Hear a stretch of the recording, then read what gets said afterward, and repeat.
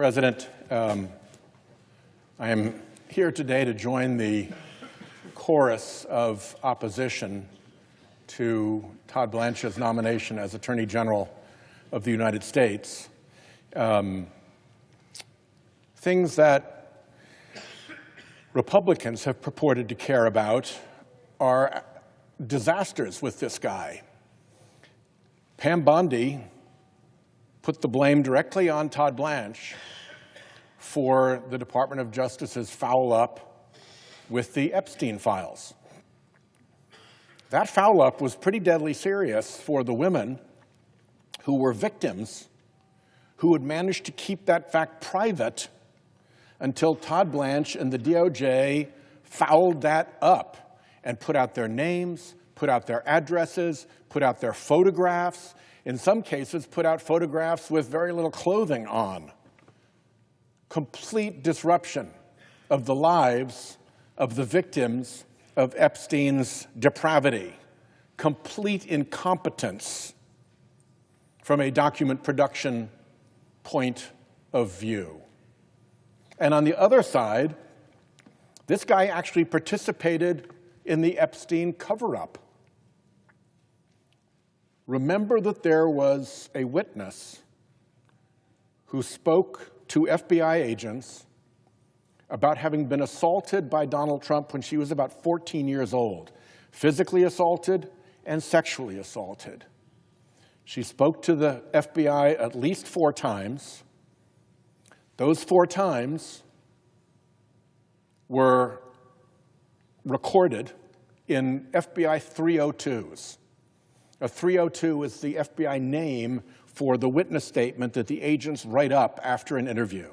So 4 times this woman had been interviewed about what had happened to her as a girl. 3 of those 302s specifically mentioned Donald Trump. In the disclosure that Todd Blanche made under the Epstein files law, the only one of the 4 that got disclosed was the one that didn't mention Donald Trump. That ought to be disqualifying right there. Luckily, some very sharp investigators realized through gaps in bait stamp numbers that documents were missing and that the 3 302s had not been disclosed. And so Blanche was forced to cough those up.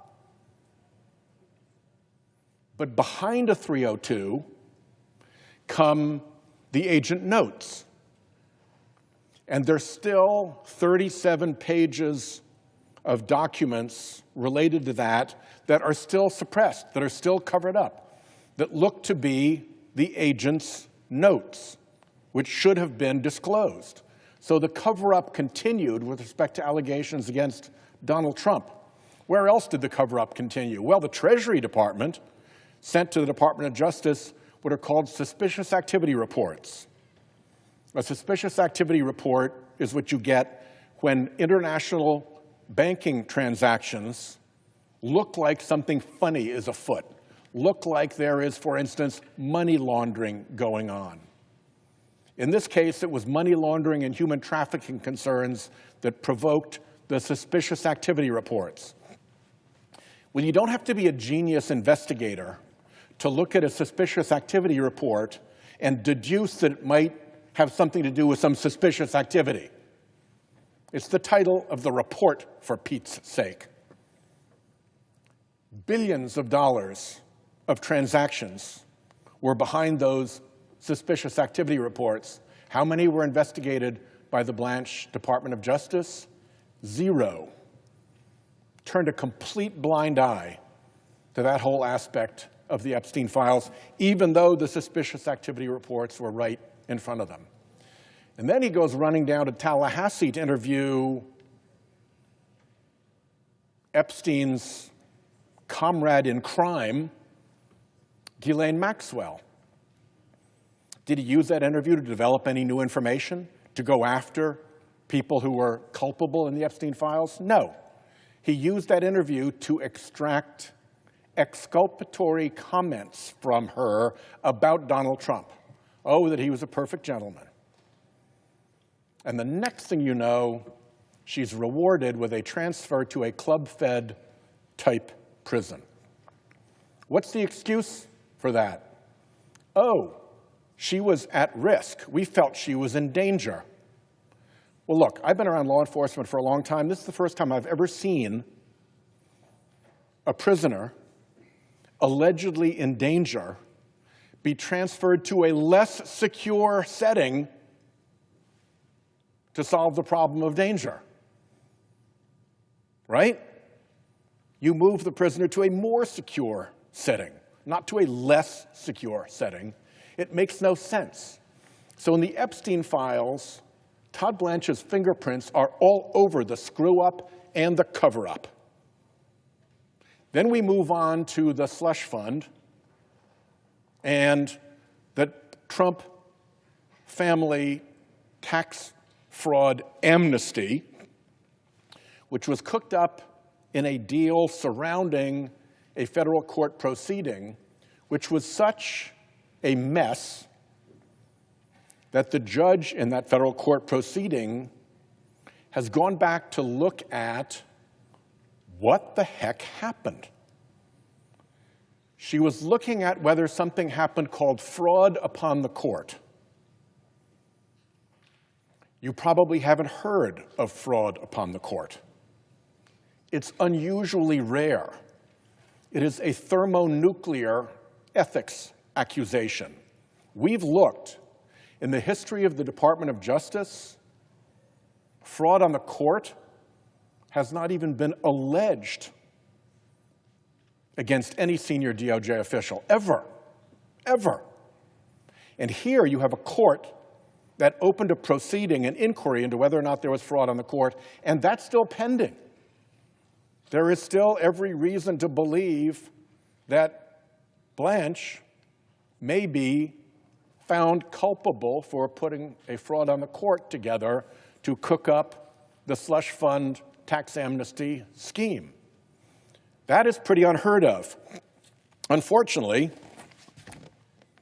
it's not uncommon in this Blanche Department of Justice. There is a cascade of criticism from federal courts about misconduct by this Department of Justice, misconduct that is unprecedented. I will tell you, I was the U.S. Attorney for the District of Rhode Island. If judges had used words like this about my attorney's conduct in their courtrooms, there would have been consequences. At a minimum, there would have been staff meetings. There could have been referrals to the Office of Professional Responsibility. There could have been apologies required to the court. There could have been a reboot, internal office discipline of what's going on with this case. But when a judge says that the government's argument is disingenuous, when the judge says that the government's argument is a pretext for something else, when the judge says that the government has engaged in bad faith, each one of those is a four-alarm fire word. In medicine, there are things that they call never events, things that should never happen in a hospital that you protect against. These are never event words coming from federal judges. And yet they are commonplace in the corrupted Department of Justice run by Todd Blanche. As to his complicity in the Epstein files cover-up, I offer a letter from Epstein survivors to Senators Tillis and Cornyn and ask that that be incorporated at the end of my remarks. Without objection. With respect to the destruction of the Department of Justice that he has wrought, I would also ask that we add George Will's column called Against Todd Blanche. Without objection.